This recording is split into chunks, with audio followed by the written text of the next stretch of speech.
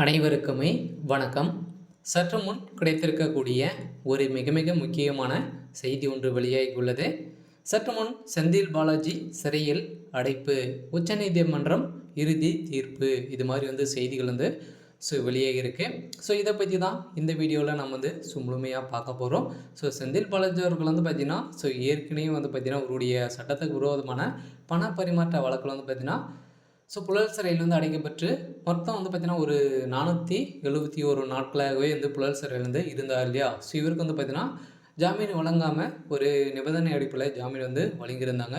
இந்த ஜாமீனை பார்த்தீங்கன்னா தமிழக அரசு பார்த்தீங்கன்னா இப்போ சட்டத்துக்கு விரோதமான பண பரிமாற்ற வழக்கை கூடிய விரைவில் விசாரிக்கணும் அப்படின்ற மாதிரி தமிழக அரசுக்கு அதிரடியாக உத்தரவு போட்ட உச்சநீதிமன்றம் தான் இப்போ பார்த்தீங்கன்னா செந்தில் பாலாஜியுடைய வழக்கில் இப்போ இறுதி தீர்ப்பாக வழங்கியிருக்காங்க.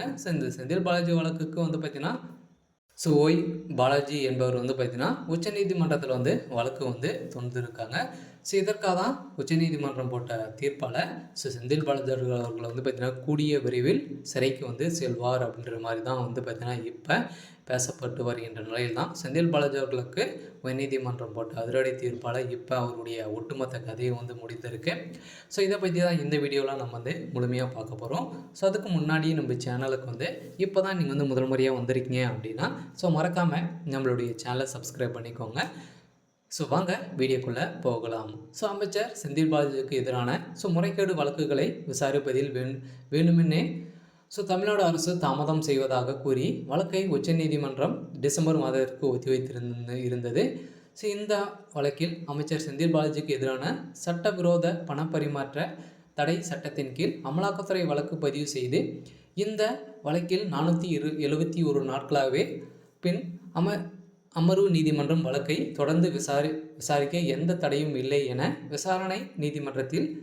விசாரணைக்கு நேரில் ஆஜராக வேண்டும் என தெரிவித்திருந்த நிலையில் இவருடைய செந்தில் பாலாஜியுடைய வழக்கில் பாஸ்போர்ட் நீதிமன்றத்தில் ஒப்படைக்க வேண்டும் என்று நிபந்தனை அடிப்படையில் தான் உச்சநீதிமன்றம் பார்த்தீங்கன்னா ஜாமீன் வழங்கியிருந்தது.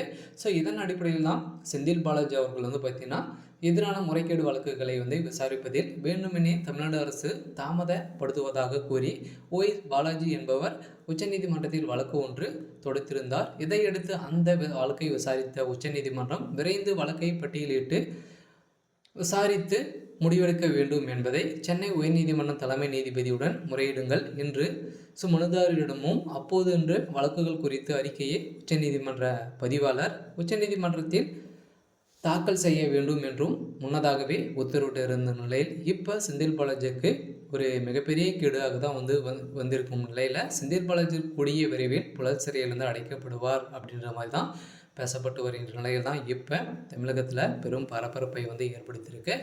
இருந்தாலும் என்ன நடக்க போகுது அப்படின்றத வெயிட் பண்ணி பார்க்கலாம். இது மாதிரி செய்திகளை தெரிஞ்சுக்கணும் அப்படின்னா மறக்காமல் நம்மளுடைய சேனலை சப்ஸ்கிரைப் பண்ணிக்கோங்க. தேங்க்யூ.